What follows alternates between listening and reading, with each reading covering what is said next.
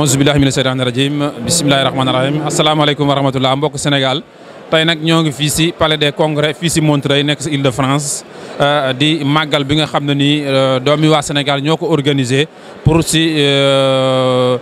màggalu Touba bi nga xam ne day am annuellement. donc nag tey sénégalais yi ñu ngi fii jógee nañ fu ne si Île-de-France ak si biir Sénégal ak si biir France gi yëpp pour ñëw màggal bis bi nga xam ne nii muy fii di France muy bitim réew muy waa Sénégal ñëpp a ngi koy màggal. bon nag bu soobee borom bi danañ ñëw defal leen fi ay interview wan leen jàng xasaay yi nga xam ne moom la fi nit ñi def boobu bi ñu fi yendoo journée bi yëpp. buñ paree tamit El Hadj Ndiaye dina leen defal benn conclusion boo xam ne nii wax li xew si journée bi yëpp entre guillemets. gis ngeen fi organisateurs yi am ngeen fi ay interview yu bëree bëri IK News teewal leen fi rek pour waxal leen li fi xew fii si Paris fii si palais des congrès de Montreuil si màggalu Touba bi. waaye nag bala ñoo tàmbali waxtaan wi ñu jox kàddu gi sunu baay Serigne Bassirou Ndiaye mu waxal ñu cosaanu màggal gi fii si Europe ak ndigal yi laxasu si bis bu màgg bi. ñu déglu kii di Modou Ndiaye di coordinateur général fukk ak juróom-ñett Safar ak Khadim Samb di président commission des finances ñu wax ñu seen xalaat si organisation bi seen faram-fàccee si bis bu màgg bi ak ni ko Serigne Touba Khadimou Rassoul bëggee. tur bi. Serigne Bassirou Ndiaye xasaayit wala Serigne Ndiaye photographe. est-ce que mën nga ñu dellusi ci bés bi nii lan moo ko waral fii tey. waaw bis bi nag sëñ Touba da ka def muy bisub sant sunu borom na dafa ne woote woon ni loot naa ci sant sama borom man rek dama bëgg fu mbindeef nekk dimbali ma ci cant googu bu wujjee le 18 safar fu jullit nekk rek santale ko boromam moo tax màggal gii nu def ko tey fii ci Touba Paris. mën naa ne nag màggal gi bi fi mu tàmbalee mooy en 1979 yaa ngi may dégg 79. dañoo nekk Alaaji Yande jàng fay xasat ci bëccëg ci ngoon gi waa hôtel 44 ku ñu wax sëñ Mbaye Ndiaye taalibe sëñ Mbaye Sarr ca Njaareem nekk hôtel 44 rue des Poissonniers Paris 18e ñu def fa màggal ñu ne kon Alaaji Bamba Diouf ak Assane Fall daje fi di waxtaan ku ñu wax Alaaji Paate ni leen am naa sama benn xarit si ku ñu tax sëñ Bassirou Ndiaye mu nga jóge Abidjan moo daan jàng daayira Abidjan bi ñu ne ko fu mu ne ñu ne kër Alaaji Yande booba man dong maa fi yëkkati xasaay 1979 bu ma ne yaasal jëlaal kenn du nu yaamu taal ñuy dem di dem ba sëñ Abdoulaye Dieye formé ay étudiant ay 81 82 sëñ Abdoulaye Dieye bi ma ñu ne ko am na koo xam ne ko boo gisoon dana la mën a yëkkati xasaay du goo bëgg bi yàlla dogalee rek ma ànd ak moom sëñ Abdoulaye Dieye ma di ko yëkkati xasaay booba tous les xasaay c'était traduit en français man dong maa ci yoroon bi arabe en 1985 ci la ñu jël salle ca Drancy mbooloo mi ñëpp ni ñu teew ñu fay def màggal ba nëgë ni di ko def ci ay salle di ko def ci ay jàkka di ko def ci ay foyer ba tey jii ñu nekk ci le 28 octobre 2018 fii ci Paris kon nag loolu ak cant la kon yéen ñi nga xam ne yéen a fi teew di ko ji si wax jo di ko tasaat ci àddina bépp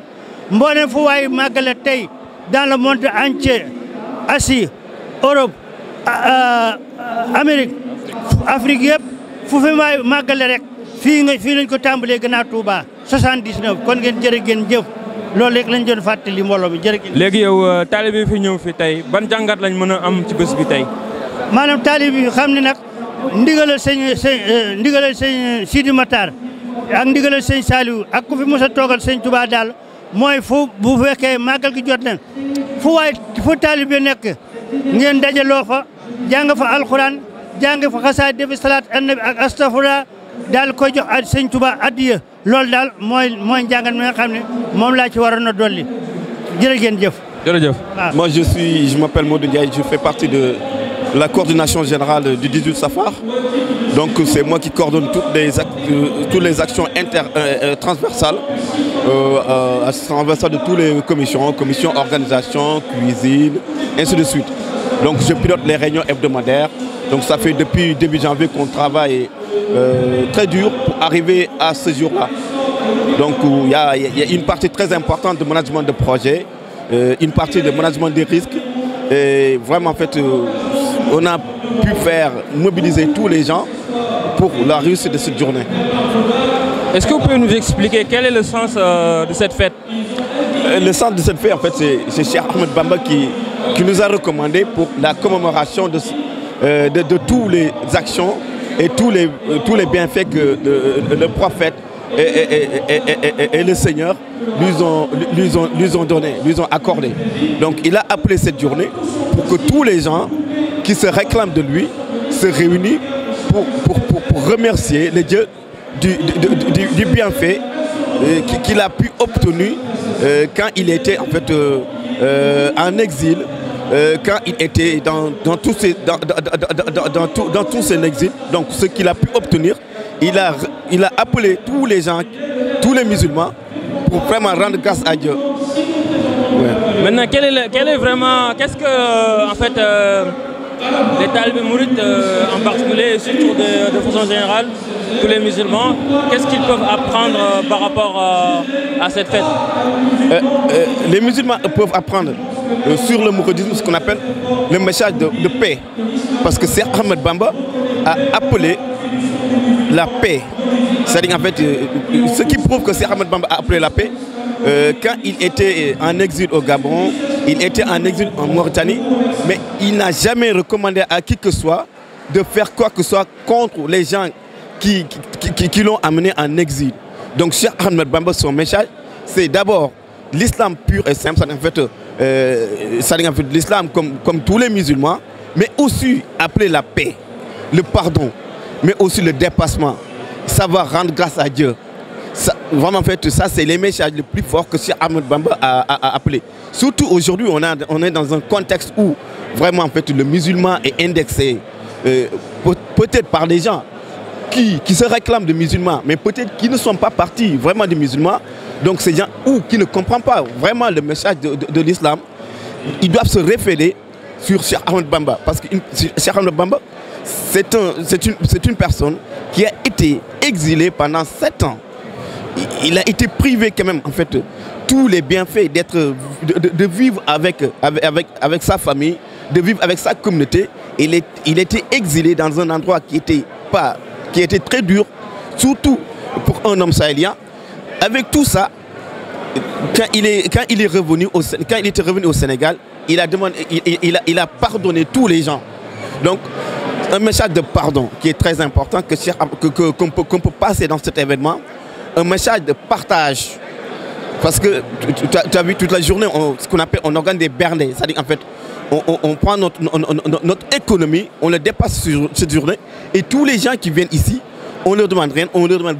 que venir de manger. Que de manger, ainsi de suite, faire du salade, ainsi de suite. Apprendre le vrai message de Cheikh Ahmed Bamba, qui est un message de paix, un message de travail, un message vraiment fait qui recommande le musulman d'aller revenir sur les bases fondamentales de l'islam, ce qu'on appelle la paix, la tolérance. Est-ce que sëñ bi mën nga ñu tënkal la ñu wax nii ci olof maanaam lan moo waral bis bi tey? Bis bi li ko waral mooy ak cant la cant gi nag Cheikhul Khadim moo ko woote mooy bi mu jógee ci géej gi dafa wax ni nit ñi ñu cantal ko suñ borom li ko suñ borom defal. mais li ko suñ borom defal wax dëggal tële na ci mel moom rek mu cant ko moo tax dañuy képp koo nga xamante ne sa mbégte la nga ñëw cantal ma ko ci bis bi moom bis bu cant la cant nag Sëriñ Tuubaa da ko bari ni mu ko définiré bis bi nag 18 safar Sëriñ Tuubaa li mu ci gën a recommandé mooy bernde mooy rey ay ñam togg ko mu baax jox ko jullit yi amul ci xenc amul xeen donc mais aussi bis bi dañ ciy profité di wane lan mooy mbindum Serigne Touba njàngalem Serigne Touba la philosophie de Cheikh Ahmed Bamba dañ koy wane ci bis bi ndaxte philosophie Serigne Touba dafa wuteeg yenn philosophie parce que philosophie Serigne Touba li ko wuteeg yenn fi mooy jàmm la lal jàmm ak baal lépp loo waay def nga baal ko ci la lal. Est-ce que mën nga ñu wax par exemple jullit yi en particulier taalibe murid yi ban enseignement lañ mën a am ci bis bi? Enseignement bi ñu mën ci bi ñu ci am rek damay revenir rek mooy li nga xamante ne dañuy fàttaliku Serigne Touba li mu dund parce que Serigne Touba a été persécuté malgré tout ça dafa baal nit ñi donc mën nañu ak lépp loolu ma waay di mën def donc da nga koy baal mooy baale c'est-à-dire tolérance partagée parce que fii lu ma ay plus de 4000 personnes ñëw nañ fi nii te ñi fi ñëw ñëpp xewlu nañ te ñi fi ñëw bi ñu xewloo ñoom souci wuñ ci fan la xéwloo gu jugee parce que ñi koy joxe dañoo kontaan pour nit ñi xéwal ci donc partage bi dafa am doole loolu daal mooy message boo xamante message fort partage pardon ak rendre grâce suñu borom. léegi yow mi yor affaire organisation bi est-ce que mën nga ñu wax nan ngeen def ba réussir organisation bu toll nii tey. organisation bi nag pour réussir ko liggéey la laaj mooy ça fait depuis janvier ñoo ngi ciy travailler dañu ko diviser ay commissions yu bari mooy ay commission communication culte organisation man nag ce qu'on appelle coordination générale la bokk coordination générale ñun ñooy piloter tous les gens toutes les commissions vraiment management de projet la quoi donc dañu doon réunir tous les 2 semaines réunion téléphonique des fois réunion physique pour mettre en plan des plans d'action pour lever fonds bi organiser lii ak plan d'action de partie logistique pour salle bi ak plan d'action ci cuisine lépp lañ ko définir ay action lañ ko définir ay plan d'action xamante ne dañ koy exécuter ba jour bi même jour bi ñun dañuy topp di superviser yi nga xamante ne mooy manquement yi nga xamante ne ñoo ngi ci gis ñoo ngi koy corriger donc ça demande une organisation vraiment très très complexe te wax dëgg yàlla liñ ci gën rafetlu mooy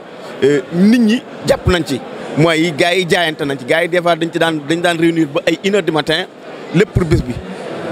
léegi dernièrement ban message ngay lancé sa mbokk taalibe ne ci àdduna bi. waaw ñi lay seetaan ak aussi sa mbokk taalibe yi nga xamante ni ñu ngi Sénégal ak sa famille pour aussi. man li may lancé message bi may lancé mbokk taalibe mooy ñun Serigne Touba rek lañ am Serigne Touba boo génnee fii boo gisee liy xew ci bi da ngay gën di jàppaat Serigne Touba ñun ay murid lañ amuñu complexe waaw murid amul complexe jàpp ci Serigne Touba ñun Serigne Touba rek lañ am. nañ ci maam di delluwaat ci njàngalu Serigne Touba bañ bàyyi folklore bi delluwaat ci mbindi Serigne Touba di ci gindeeku waaye nag di gën di liggéey Serigne Bamba daal loolu mooy message bi nga xamante ne daal moom lay jàllal. jërëjëf sëñ Modou. ok sant naa.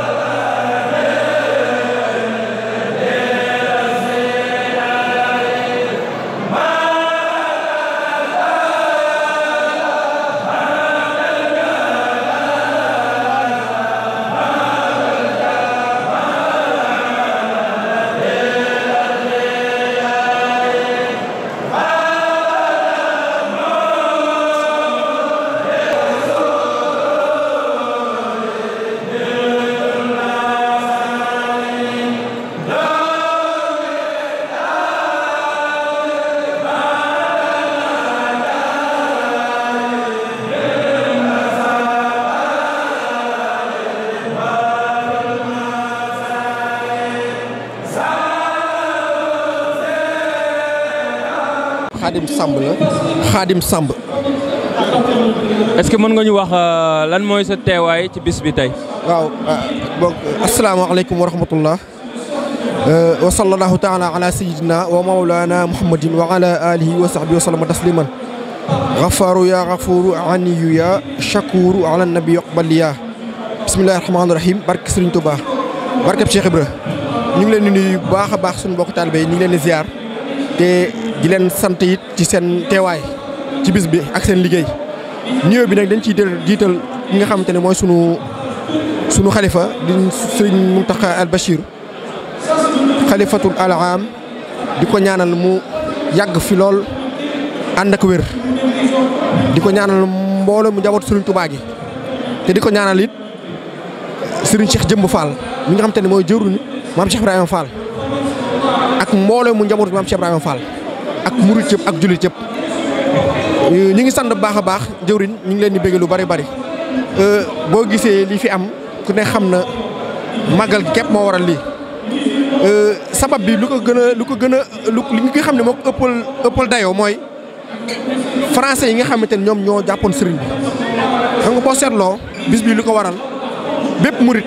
tawfeex boo mën a am ci àdduna bis bi moo la ko jox te boo xoolee sababu bis bi nasaraan si ñoom français yi ñoom ñoo yóbbu woon sëriñ bi tey loolu suñu tawfeex la woon tey jii nii ñu koy defee fii ci France Île-de-France mu doon tawfeex boo xamante ni jégg na dayoo gis nga mbooloo mi fi nekk kenn xamul lu mu toll mu doon liggéey bu am solo bi moo deuxième édition bi ñuy def màggal goo xamante ni dañuy boole kuréel yu nekk Île-de-France yëpp mu doon benn say te ku ne xam na ni sëriñ bi loolu la mos a bëgg murit ci doon benn jullit doon benn jëfandoo te mbooloo ci la doole ne ci la yërmande suñu borom nekk moo waral tey mbooloo mi ñëpp teew fi boo seetloo sax new ma Île-de-France sax waaye biir province ñëpp daw ñëw boo xoolee ba ci sax yeneen dëkk yi Belgique Espagne Allemagne yeneen dëkk yu ñu xamante ni jege naan France yëpp danoo ñu ci bëri danoo jugee seen dëkk ñëw mu doon loo xamante ni lu rëy la daal mu doon mbégte lu rëy mbégte loo xamante ni moom comme nag sëriñ bi waxoon rek moo ni woon sama bis bi bu ñëwee képp koo xamante ni sama mbégte sa mbégte na nga ko jàpp te fonk ko moo waral tamit murit yi fësal seen yéene ngir mën a mottali ndigal loolu nga xam te ni Cheikh Ahmadou Bamba Xaadimu Rasuul joxe woon na ko mu doon tawfeex ci ñun. léegi yow ban jàngat la ci taalibe yi war a am tey jii ci bés bi. waaw jàngat bu ñu ci war a am lépp rek day dugaat ci tawfeex Sëriñ Tuubaa. maanaam du ma yem ci taalibe yi sax mais maanaam mbooleem jullit daal ci gàttal. waaw ci loolu laay wax xam nga ni ma ko waxee sànq dan ni yoonu murit wala képp kuy murit buñ la ñëwee bis bi tax waaye yemul ci murit képp kuy jullit képp koo xam te ni jullit nga rek war ngaa bàyyi xel bis bi ndax xam ni bis bi mooy bis bi nga xamante ni mooy indépendance su Sénégal ci yoonu l'islam ndax ku ne xam na ne Sëriñ Bamba ba ko nasaraan si jëlee lañ bëggoon mooy l'islam bañ a amati biir Sénégal waaye ku ne xam ne histoire ba na ma demee duñ ci delluwaat ndax day gën a gudd temps bi duñ ko may waaye ku ne xam ne histoire ba na mu demee moom moom moo nangu jaayante joxe bakkanam ngir l'islam mën a ñëwaat Sénégal ñu yóbbu ko mel ni moom képp moo mës a dem ñëwaat kon loolu ndamal l'islam la kon bis bi du bisu murid rek waaye bépp képp koo xamante ni yaa ngi wax ashhadu an laa ilaaha illallah féete saw féete Sénégal bis bi war nga xam fonk war nga xam màggal ndax mboolum tawfeex yëpp Sëriñ Tuubaa daf ñu ko liggéey te ci bis bii la ko dëxëñ kon comme liñ ci mën a gis rek moom mooy bisu mbégte la xéwal yu bari na bende yi bari na nit ñi teew nan addee gi bari nan macha allah moom daal ñi ngi santaat bu baax Sëriñ Tuubaa ndax ñun xam na ne Sëriñ Tuubaa moo ñu moom Sëriñ Tuubaa ba mu ñu moomee la moom suñuy alal moom suñuy lépp kon dañ koy jëlaat lépp delloowaat ko sëriñ bi xam ni daal nekk ci ndigal sëriñ képp mooy lu wóor mooy lu war suñu xalifa suñu Muntaxa saa su ne moo koy fàttali ni murid na nekk ci ndigalu suñu borom te ndigalu Sëriñ Tuubaa mooy ndigal suñu borom yi fonk waxtu julli bépp ndigal boo xam te ne l'islam teg na ko rek jullit yi ak murid yi war nañ ko fonk loolu daal laa xamoon ni moom lu am solo la bis bi moom macha allah ñi ngi sant mbokk taalibe yëpp ci teew. léegi yow ban appel ngay lancé ci maanaam ci mbokk taalibe yi ak jullit yi lay seetaan fii ci Europe fii ci àdduna bi yëpp ñi lay seetaan fii ak aussi sa mbokk yi nekk Sénégal mbokk taalibe yi. li mu leen lancé mooy particulièrement damay tàmbali fii ci France bi nga xamante ni fi leen féete mooy Île-de-France rawatina France war nañoo gën a mën a yaatal liggéeyal Serigne Touba ndax comme ni ma koy waxee woon Serigne bi ñoom français yi ñoo jëloon Serigne bi ngir ni woon ko du fi amee Serigne Touba amaat ndam ci ñoom kon murit yu nekk France war nañoo gën a góorgóorluwaat ci liggéeyal Serigne Touba war nañoo gën a yaatalaat liggéeyal Serigne Touba fii ci France ndax Serigne bi am na ci moom ndam ba noppi waaye ñun dañoo am loo xam dañ kaa war a mottali te loolu dara may ñu ko lu dul mobilisation ndax mbooloo mooy doole boo xoolee mbooloo 18 safar bii nii mbooloo mu am solo la boo xamante ni du ab mbooloo mu jug rek taxawee ne waaye dafa dajale mboolee mu kuréel ak daara yi nga xamante ni ñu ngi nekk biir Paris ñoom ñoo dajal di liggéey te lu nekk suñu kanam bari na projet yi bari na am na ci projet yu bari yoo xam ne xëy na bu nu jàllee dinañ leen ko présenté yoo xamante ni am nañ ko ci ngir liggéey la ko Serigne Touba ku ne gis na it sëñ Mountakha bu yàggul projet bi nga xamante ni moo nekk ci kanamam wàllu université bi yooyu yëpp daal faaw mbooloom Île-de-France gi ñu bàyyi xel loolu yëpp te doon benn say di jëfandoo ñi nga xamante ni ñoo nekk Europe bi ak fépp fu mën a doon ci àdduna ñu xam ne daal liggéeyal Serigne Touba képp moo wóor ku liggéeyul Serigne Touba ah war ngaa laxasawaat baax a baax ndax moom ci la njariñ àdduna ak alaaxira nekk kon daal li ñu wax moom mooy nan fépp moo xam foo mën a nekk ci réew ci àdduna moo xam Sénégal nga ne moo xam France moo xam Amérique foo mën a ne li war moom mooy liggéey Serigne Touba te liggéey Serigne Touba ba ci jiitu mooy jaamu yàlla bu jaamu yàlla bi weesoo ñu jaayante suñu bakkan jaayante suñu alal ndax boo seetloo sahaaba yi bu ñu ànd ak yéen sallallahu alayhi wa sallam ñoom ñëpp doon jaayantoon seen bakkan waaye tey jii nii jaayante bakkan fu ñu ko waxee mooy joxe suñu doole ci liggéey bi waaye ñun fi mu ne bakkan laajuñu ko xam lu ñu laaj mooy suñu alal ak suñu jot kon képp koo xam te ni murit nga jullit nga gannaaw boo nekkee ci ndigalu suñu borom yi war ngaa jaayante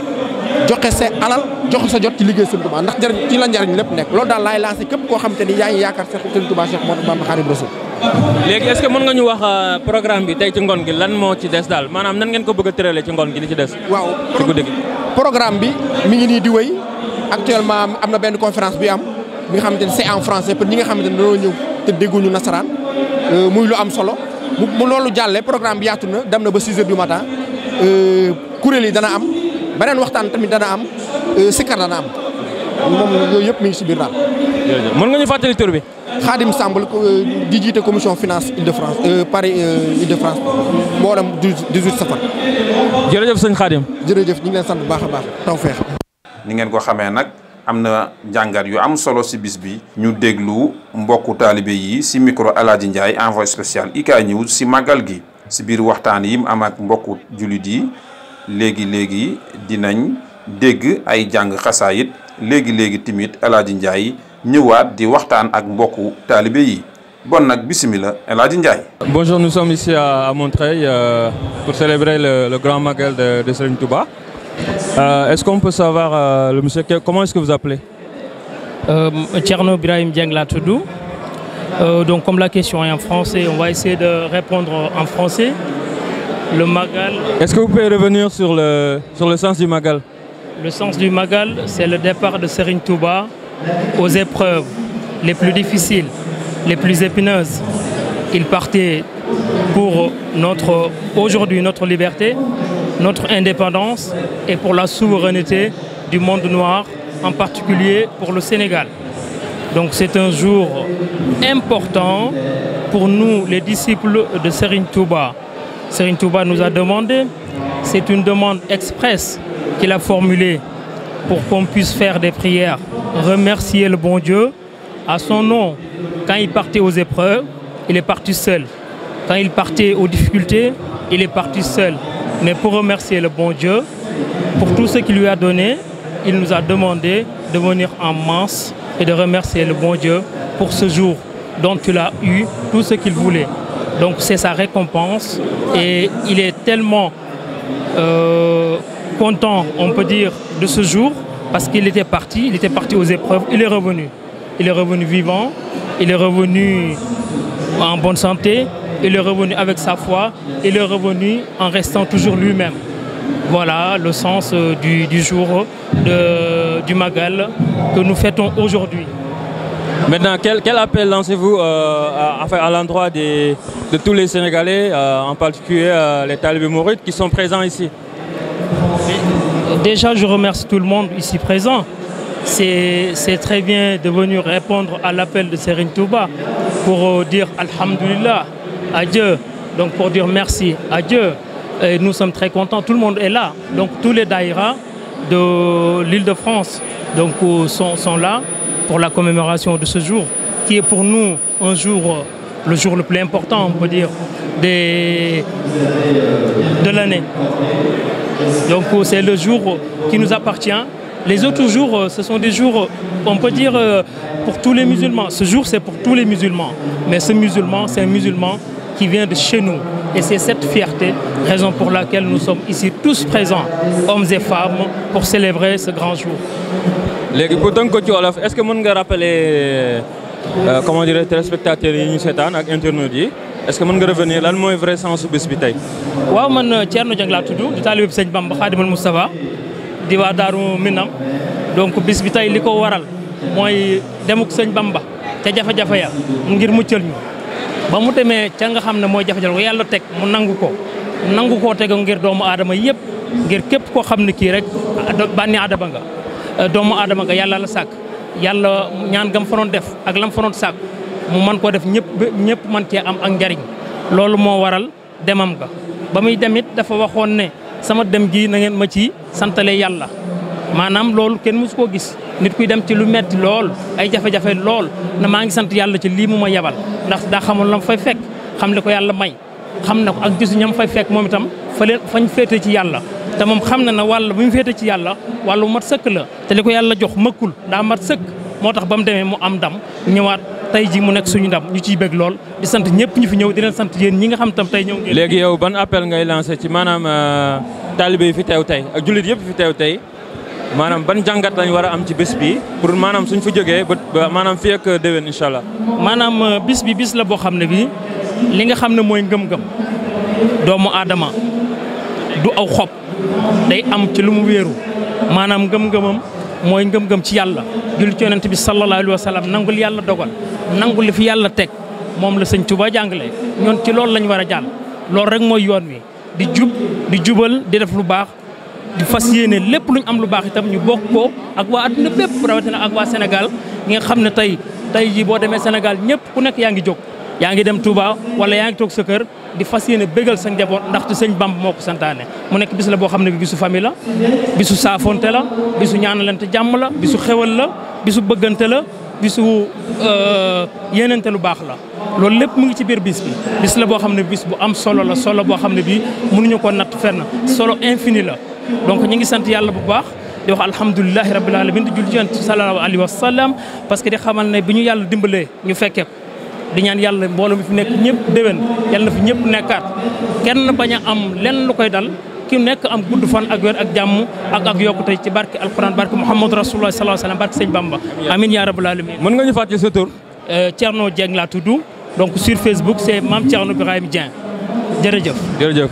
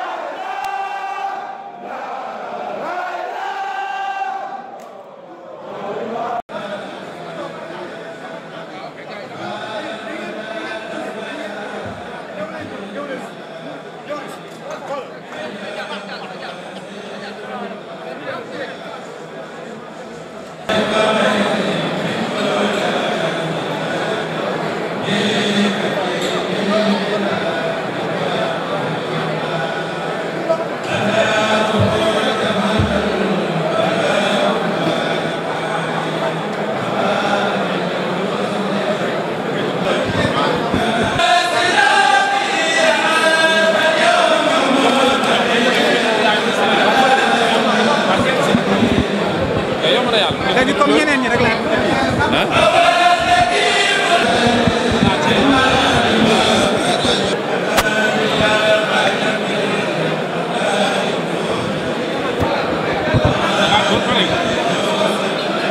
man kay lu may laajte mooy yow yaa may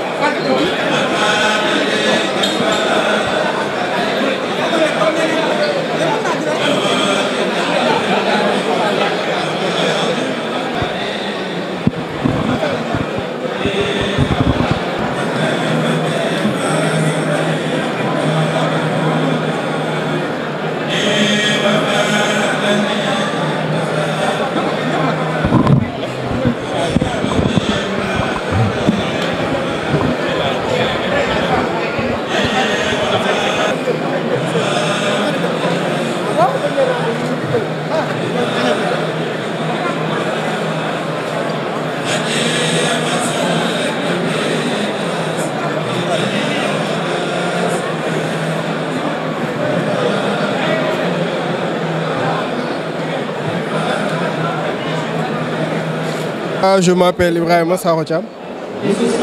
Est-ce que vous pouvez nous expliquer votre présence ici? C'est simple, comme tout le monde. Cheikhoul Khadim,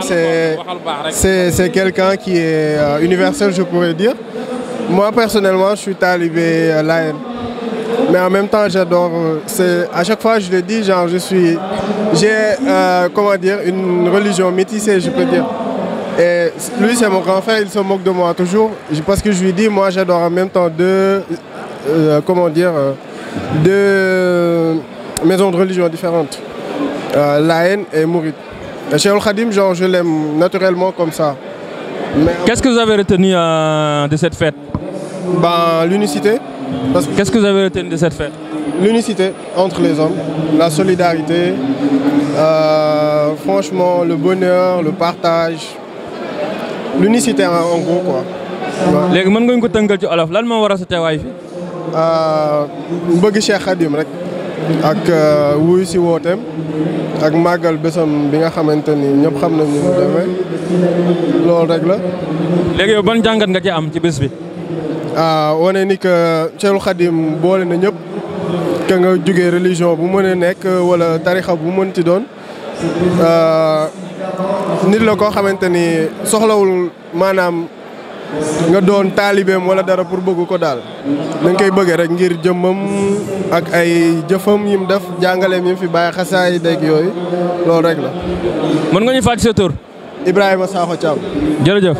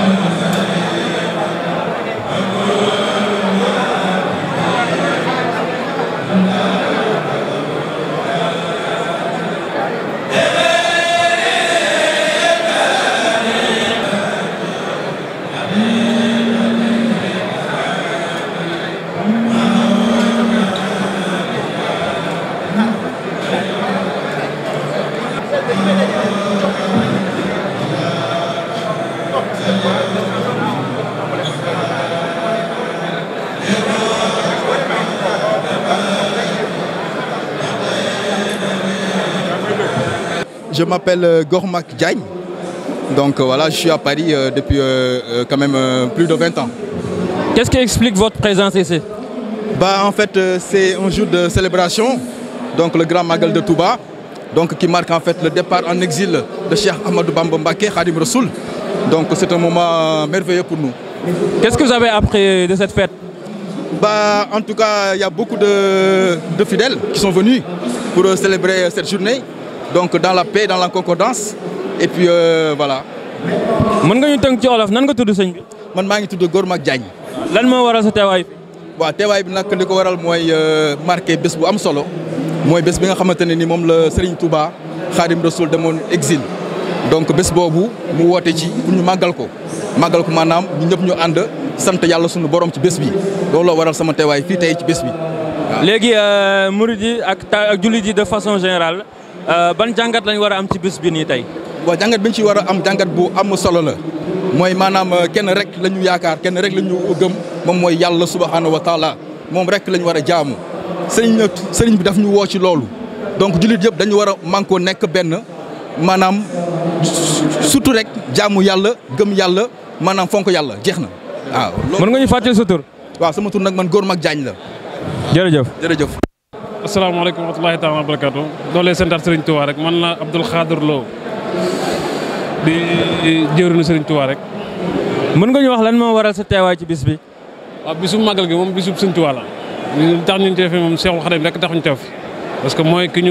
xam si moo ñu defal li nga xam si ñun lu ñu jomb la te lu ñu mënul la te amuñu ko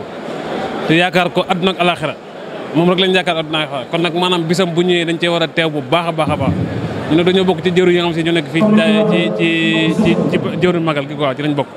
waaw yow lay sant Sëñ Tuubaa bu baax. léegi taalibe yi ak jullit yi de façon générale lan lañ mën a jàngat ci bés bi tey. taalibe yi ak jullit yi de façon générale lan lañ mën a jàngat ci bés bi tey. waaw bis bi de ñu ngi ciy jàngat moom li ñu ciy jàngat wax dëgg yàlla bis bu tawfeex la daal te am nañ ci lu kawe suñu njort lool wax dëgg yàlla. parce que daaw bi ñu koy commencé magal gi pour ko def benn moom xawoon naa doy waar waaye nag Sëñ Tuubaa mooy defar lépp Sëñ Tuubaa la daal di ñaan yàlla ci mbaaxu Sëñ Tuubaa daal moom mu yàgg ñoo jàppale moom wax dëgg yàlla muy gën a jëm kanam rek mbiru Sëñ Tuubaa moom kanam rek la jëm du jëm gannaaw mukk waaw ay tànkam yooyu kanam dong la jëm du jëm gannaaw waaw. léegi ban appel ngay lancé waa Sénégal yi lay seetaan. waaw waa Sénégal maa ngi leen di nuyu di leen ziar di leen wax ne ñun daal ñu ngi fii ci France daal di màggal di doolee sant Serigne Touba bu baax di ñaan yàlla def fa jàmm ak sutura ak xéwal di ñaan yàlla Sénégal def fa jàmm rek yàlla na fa jàmm xew waaw ñu ngi koy ñaanal di leen ñaanal seen télévision bi yàlla na ko suñu borom bi ful moom gën a yaatu lool ci mbaaxu Serigne Touba waaw ñu leen ci sant bu baax a baax a baax wax dëgg yàlla. mën nga ñu fàttali tur bi. Abdoul Khadir Lo. jërëjëf.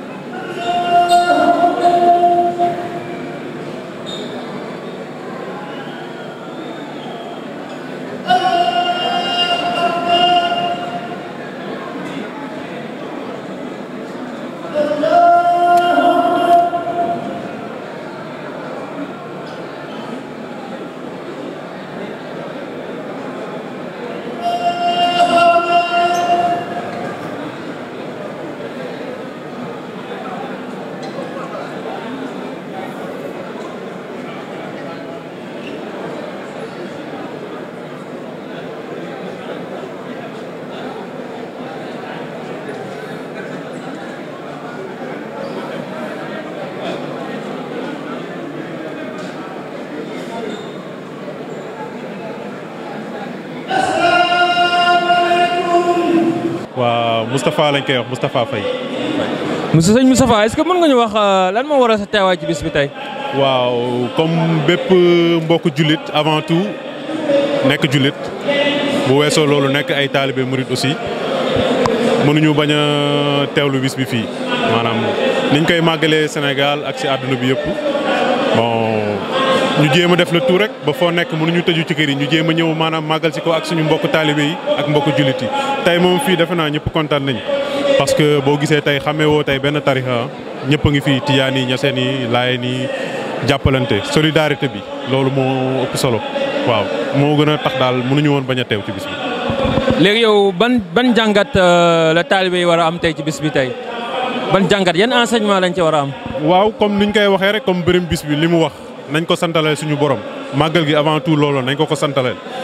waaw xeebul dara comme niñ koy waxee ci gëléem ba ci ginaar xeebul dara donc jàppale ko maanaam santale ko suñu borom rek incha allah ñu nit dañ ci gis suñu bopp bu baax donc boo gisee li tax tey salle bi fii ni mu mel nii donc alhamdulilah la ñuy mën a wax quoi waaw. yow ban message ngay lancer sa mbokk yi lay seetaan depuis Sénégal. Sénégal moom maa leen di nuyu ñoom ñëpp sama famille xam naa peut-être bu ñu ma gisee maa ngi leen di nuyu ñoom ñëpp di leen wax ne leen bon bi ma fa jógee matul sax 2 semaines mais di leen wax ni fépp fu ñu nekk nañ ko jéem a matal rek incha allah quoi incha allah waaw. mën nga ñu fàttali tur bi. waaw sëñ Moustapha Faye lañ koy wax Yoff Nord Foire waaw. Sëñ Moustapha, est-ce qu'on peut revenir un peu en français qu'est-ce qui explique votre présence ici? Comme on vient de le dire, c'est la commémoration du retour du cheikh du Gabon. Donc comme il dit dans ses écrits aussi, c'est un jour de commémoration. On est obligé Et pardon? Ouais, voilà, de le soutenir et voilà, de faire tout là où on est, au Sénégal, que ça soit au Sénégal, en France, un peu partout en Europe, dans le monde. Voilà, que tous les mourides se réunissent pour faire tout pour que ce jour, c'est un jour béni, soit un jour exceptionnel. Voilà. Quels sont les enseignements qu'on peut tirer de cette fête? L'union, comme vous pouvez le voir, l'union, la salle elle est archi comble, donc on est content. Voilà. Voilà. C'est un jour béni, comme on peut dire. Merci beaucoup, monsieur Moustapha. Merci beaucoup.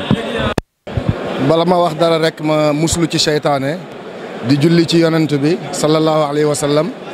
di gërëmaat Serigne Touba di sant Serigne Saliou man ma jaxate Thiam lañ may wax gën maa xam ci Pape Thiam di jëwrinu daayira Bustaanu Arifina ci ndigalu Serigne Saliou. Pape Thiam mën nañu xam lan moo waral sa teewaay ci bis bi tey.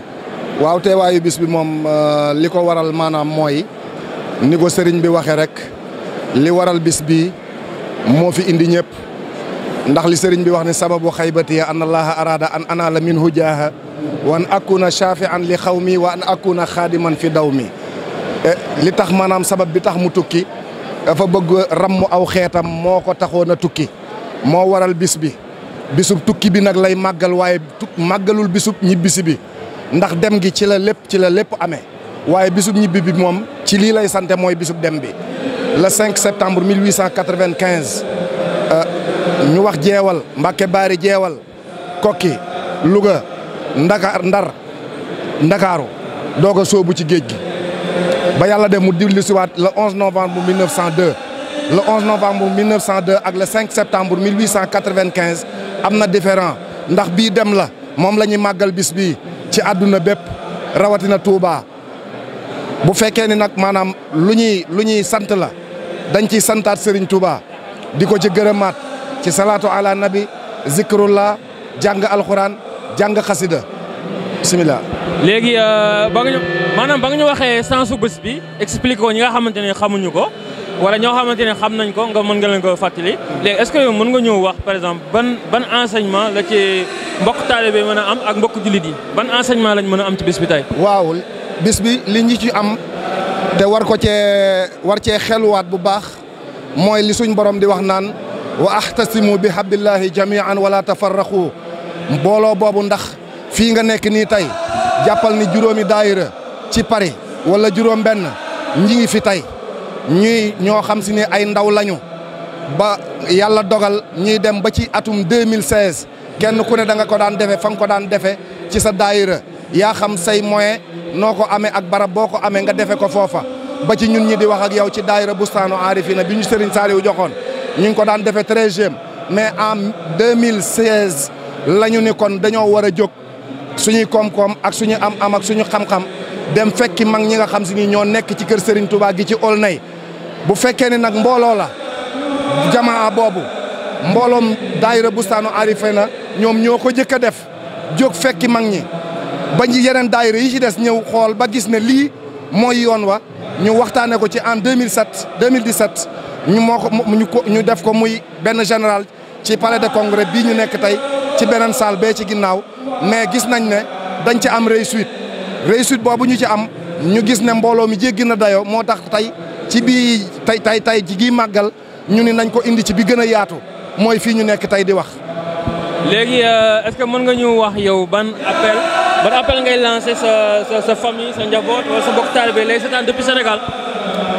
waaw ni ñu koy waxee rek màggal moom foo ko defee lépp comme ni ma ko waxee fii rek ni ñu koy defee fii la war a benn murit bu ne waree ko jullit bu ne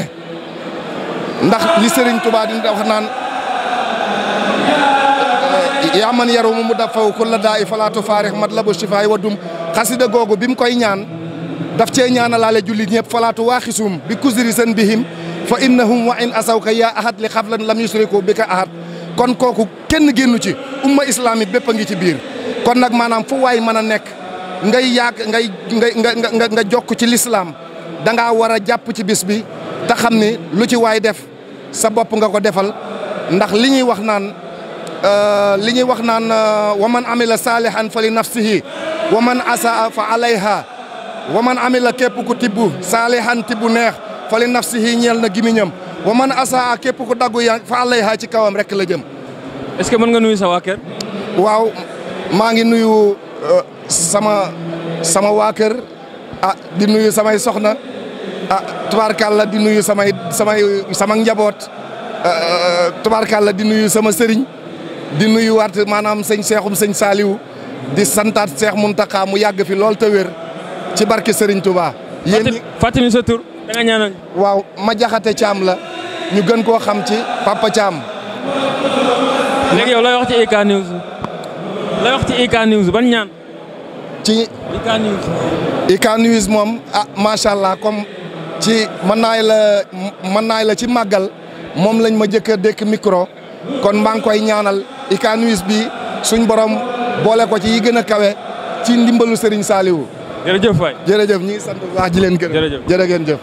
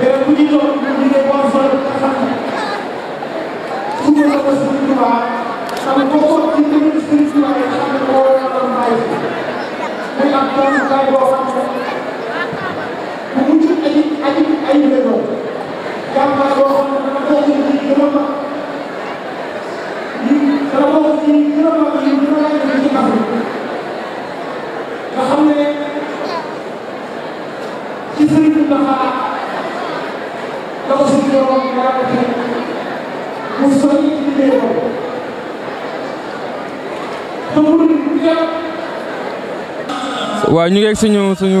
suñu grand Djiby Touré tey ñu daje fii ci bésub Sëñ Touba bi est-ce que sama grand mën nga ñu wax lan moo waraloon say teewaay fii tey. aouzu billahi mina sheytaani rajim bismillahi rahmaani rahim jërëjëf Serigne Touba jërëjëf Serigne Touba jaraw lakk maam Saraye Fall maa ngi nuyu maanaam mbokki jullit yëpp ak mbokki doomu aadama yi di sant yàlla bu baax di sant Serigne Touba ci bis bi nga xamante ne nii Serigne Touba da koo liggéeyal yàlla liggéeyal ko Rasulullah liggéeyal ko jaami yàlla yëpp ba mu fay ko lii moo waral nag maanaam sunu jëmm ju xeebu ji ñu toxal maanaam sunu jëmm ak sunuy mbokk ak sunu njaboot ak lépp lu nu am ñëw ci bisub Serigne Touba bi moo waral bisub màggal gi fii ñu nekk ci France ñoo ngi ko fiy def di fi teewal mbokki jullit yëpp di fi teewal maanaam mbokki sunu mbokk africain yi ak der bu ñuul fa nekk ci réew ma di Sénégal it sunu mbokki jullit yëpp ña nga fabu jëm Touba di màggali jëmmi Serigne Touba ju sell jooju di ko santale yàlla mi nga xamante ne da cee woo jullit yëpp woo ci doomu aadama yëpp sant yàlla nag bu ko waxee bàyyiwut kenn du maanaam am murit du tijaan du xaadir du kenn ñëpp ci bokk tey boo demee Touba suñu mbokki maanaam nasaraan yi nga xamante ne ñoo jëloon maanaam sunu maam borom Touba Xaadim Rasul génn ko maanaam tey maanaam fa fete Sénégal mu liggéey yàlla mu ñoom ñooñu tey ñoo ëpp tey maanaam Touba kon nag loolu nun ñi nga xam ne ay sénégalais lan ay africain lan nanu xam kon li nu yàlla defal muy yërmande ju yaatu ju baax kon nañ ci taxaw góoraanu ci ràññee te def ci lépp luñ ci war a def ci maanaam ci jaamu yàlla ci maanute ci civisme ci lépp lu am solo la nag maanaam muy civisme nit day fonk maanaam boppam fonk fi mu ne fonk am réewam muy set ku bëgg nag lu set da ngay taxaw ci maanaam lépp loo xamante ne nii gis nga ko ci kaddu ci jëf ci nekkin ci dëkkin nga taxaw ca ngir jëm yàlla maa ngi leen di ñaanal gudd fan ak xéewal ci barke borom Touba barke Saraye Fall jërë ngeen jëf barke Serigne Sall. tey ji lan ngay dénk ndaw ñi tey pour maanaam ñu mën koo am ci jàngatu Serigne Touba. waaw ndaw ñi moom li ma leen di dénk ngir jëm yàlla jëm Serigne Touba mooy maanaam nanu jàng wut xam-xam ndaw dafa war a wut xam-xam buntu àdduna bala nga cee dugg da ngay wut xam-xam boo wutee xam-xam dana la dimbali ci sa àdduna ndax jamono fi mu toll dafa laaj sunu réew mooy Sénégal ña nga fay jàng alxuraan di fa jàng nasaraan waaye nan ci boole anglais bi lu ma ñor la nan ci boole chinois lu ma ñor la nan ci boole maanaam làkk yi nekk yëpp ci réew mi gëstu ko ndax lu leen di jëmale kanam la doona nekk ci jamono joo xamante ne nii pour nga dugalante nit ñi war naa laaj nga am xam-xam loolu laay dénk ndaw yi te Serigne Touba ku bëggoon xam-xam la loolu laa leen di dénk nañ ci góoraano wut xam-xam te nangoo liggéey te boo liggéeyee bañ a yàq te bañ a fàtte fa nga dëkk man nag doomi Bawol laa di doomi Njaareem maa ngi sant yàlla Serigne Touba man Njaareem gi ma dëkk quoi. mën nañ laa bàyyi nga nuyu maanaam sa famille Sénégal. waaw Sénégal moom maa ngi nuyu sama mbokk yëpp sama mbokki dëkkandoo yëpp maa ngi leen di nuyu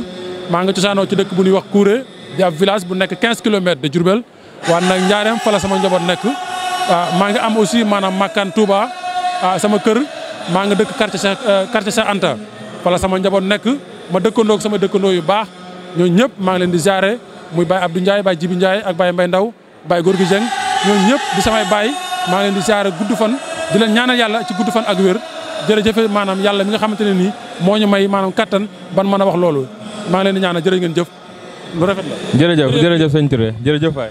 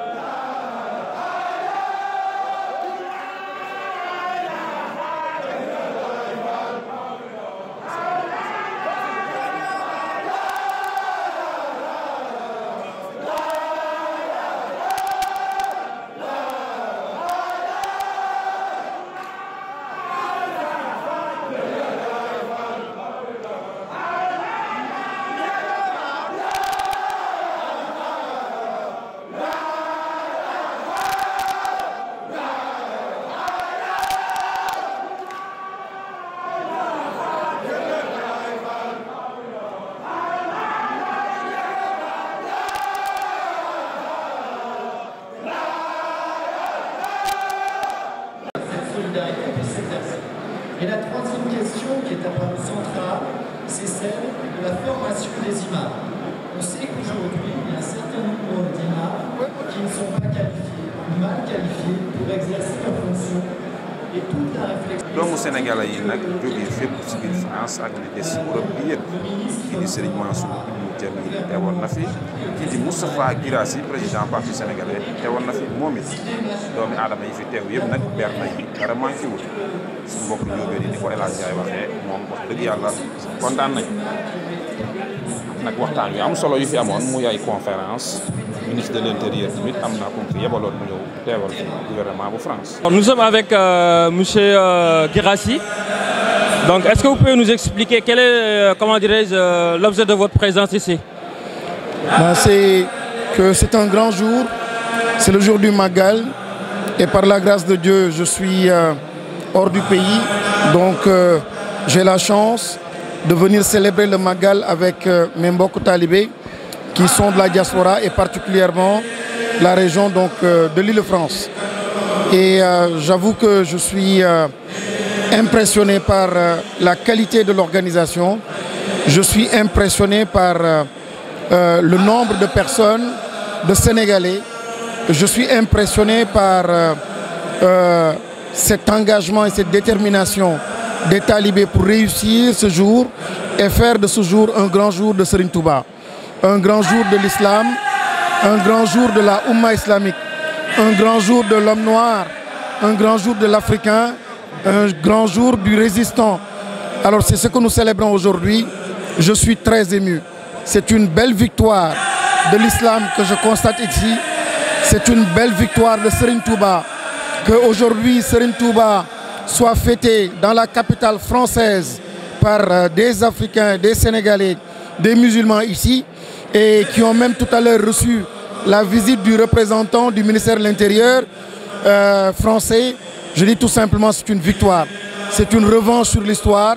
et je suis fier en tant que mouride, en tant que musulman, en tant que Sénégalais. Quels sont les enseignements qu'on peut tirer de cette fête? C'est que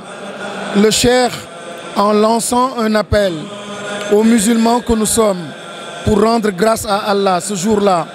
et louer Allah, remercier Allah pour l'avoir mis sur le chemin de l'exil,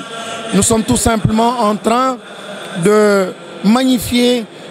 l'éloge de l'endurance, l'éloge de la souffrance, l'éloge de l'exil, l'éloge de la séparation. Mais le cheikh ne nous a pas invités à célébrer le retour, mais il nous invite à célébrer son départ. Cela veut dire quoi? En tant qu'Africains, en tant que musulmans sénégalais, nous devons être prêts à faire face à l'épreuve. Et c'est suite à l'épreuve que la transformation que nous souhaitons adviendra. C'est suite à l'épreuve, quand nous comprenons bien le sens de l'épreuve, ce que nous souhaitons de bon pour notre pays, pour la Oumma, c'est en ce moment que nous allons croiser notre destin. Donc c'est le message très fort du cheikh. Mais c'est le lieu aussi d'interpeller l'État sénégalais, les dirigeants sénégalais, ceux qui sont dans le monde de l'art et le monde de la culture. Comment se fait-il que jusqu'à présent, qu'on n'ait pas encore eu un grand film qui retrace l'histoire de ce monument, de ce résistant africain? Comment se fait-il qu'on ne soit pas toujours dans des récits culturels pour la héroïsation de Cheikh Ahmad Bamba? C'est comme ça qu'on peut mettre Cheikh Ahmad Bamba encore dans le cœur de ceux-là qui ne sont pas musulmans et de ceux-là qui ne connaissent pas son histoire. Il faut de grands films, il faut de grands récits. Il faut que par la culture, qu'on arrive en fait à transformer davantage le Sénégalais et à mettre l'œuvre de Cheikh Ahmad Bamba dans le subconscient, dans le mental de ce processus de transformation. Nous en avons besoin et je pense que dans le monde culturel, nous faisons tout sauf justement la hiéroisation donc de Cheikh Ahmad Bamba. D'autres sont en train de le faire, mais l'État devrait mettre en avant les gros moyens pour justement tous les films, tous les écrits. Et j'ai été heurté récemment lorsqu'encore une fois, les habits, les boubous de Cheikh Ahmad Bamba, les objets de Cheikh Ahmad Bamba, tout ce qu'il a laissé, il n'y a aucun soin particulier, il n'y a aucune sauvegarde, aucun entretien. Et nous sommes en train de perdre l'héritage le plus précieux, en tout cas parmi les plus précieux de la Oumma islamique, alors que c'est chez nous à Diourbel, c'est chez nous au Sénégal. Donc c'est aussi un appel que je lance à l'État, aux gouvernants, aux différents acteurs de se mobiliser pour justement mettre en avant ces grands enseignements et par le biais donc de récits culturels et par le biais de la culture. C'est la culture qui transforme, c'est la culture qui fait la révolution et c'est là un des enseignements forts de Cheikh Ahmadou Bamba. Et ce que nous sommes en train de vivre ici, c'est aussi une certaine révolution que les talibés sont en train de réaliser et ça se passe bien sûr par le biais du culte, mais aussi par le biais de la culture. Et je crois que cela aussi doit être retenu. C'est un enseignement, une partie des enseignements qui est extrêmement importante. léegi ñu ngi ak monsieur Moustapha Guirassy est-ce que mën nañu xam lan moo waral sa teewaay fii ci bis bi. waa tey bisu màggal la di sant sunu borom ci xéwal boo xam ne defal nañu ko nekkuñu Sénégal wante alhamdulilah nekk nañu France wante tumurankewuñu te li ma fi gis dafa raw suma njort ndaxte saal bu mel nii néew na ku ko mën a feesal wante ay julli donc feesal ko ay murit donc feesal ko sant yàlla bu baax a baax a baax fii ci Paris ñoo xam ni ñoom ñoo nootoon sonnaloon sunu cheikh bu baax ba sunu sëñ bu baax ba tey jii ñu dem jamono dem di dox ba tey jii ci biir capitalu tubaab yooyu ñu mën a organiser lu mel nii am ci ndam ba ministre de l'intérieur bu France ndawam ñëw fii rafetlu sunu toogaay yéemu ci li mu gis nii dina ne moom kat xamul ni nii la demee kon sant yàlla bu baax a baax may sant bu baax sunu borom lii ndamul islam la ndamu murid yi la ndamu sëñ Touba la revanche la ci kaw histoire kon sant yàlla bu baax a baax ma ciy profiter tamit di wax ni waaw nguur gi ak ñun ñi nekk acteurs yi ak ñi nekk acteurs dans le domaine culturel war nañu góorgóorlu 1918 ba léegi munoo am un grand film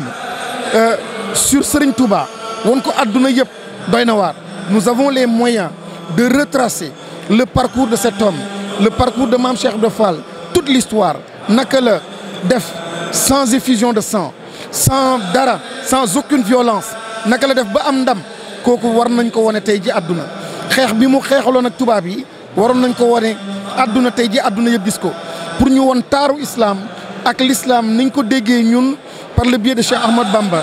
kooku jot na ñu am de grands récits culturels ndaxte récit culturel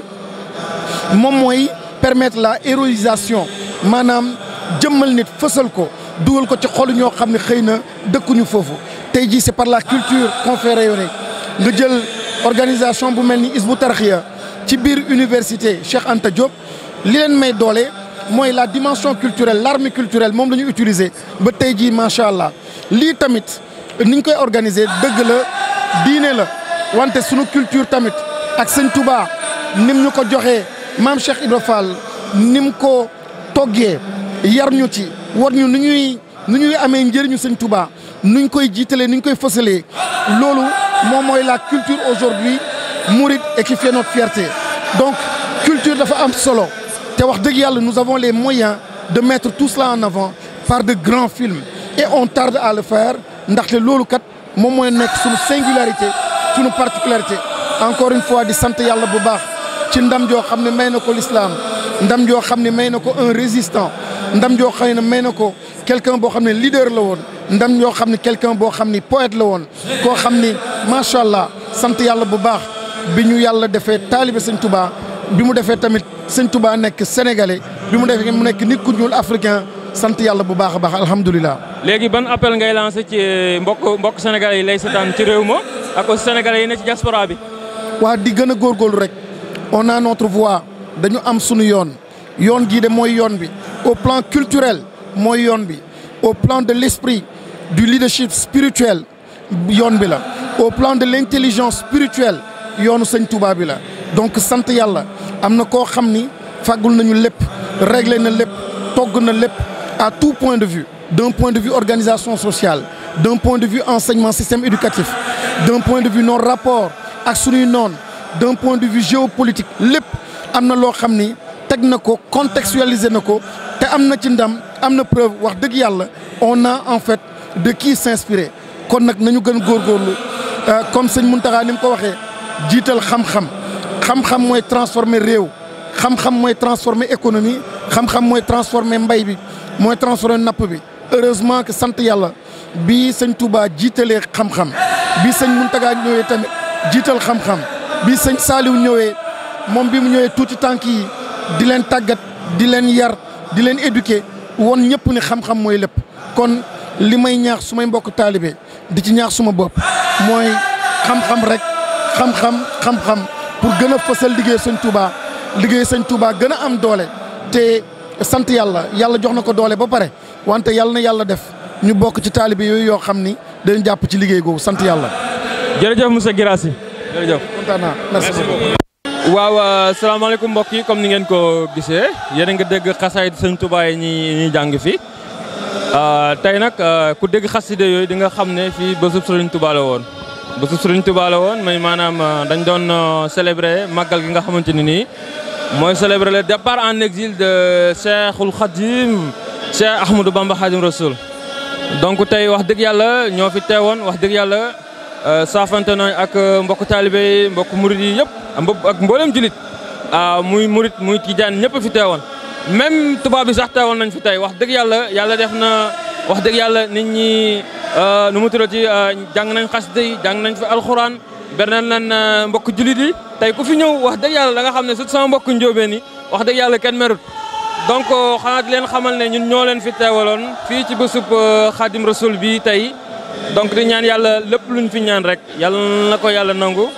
lépp luñ fi yéene aussi yàlla na ko yàlla nangu yàlla na yàlla faj aajo yëpp képp ku fi koo xamante ni indi woon nga fi aajo itam yàlla na ko yàlla fay te ñu ngi ñaan yàlla aussi ñu teewee ko ay at yu bare fii nag ki leen fi teewaloon tey mooy la rédaction donc ñu ànd ak suñu jëwriñ suñu njaatige ñu koy wax Ibra Khady Ndiaye ak seen mbokk taalibe Alaaji Ndiaye ñoo leen fi teewaloon fii ci Montreuil ci bésub Khadim Rasoul kon jërëjëf. jërë ngeen jëf ngeen partagé nag di permettre aussi ñi nga xam ne ni yàlla dafa def ñu sori ñuy mën di seetaan information muy Paris muy France muy si àdduna bi yëpp jërë ngeen jëf Ibra Khady Ndiaye ak Alaaji Ndiaye fii si Palais des Congrès si Paris.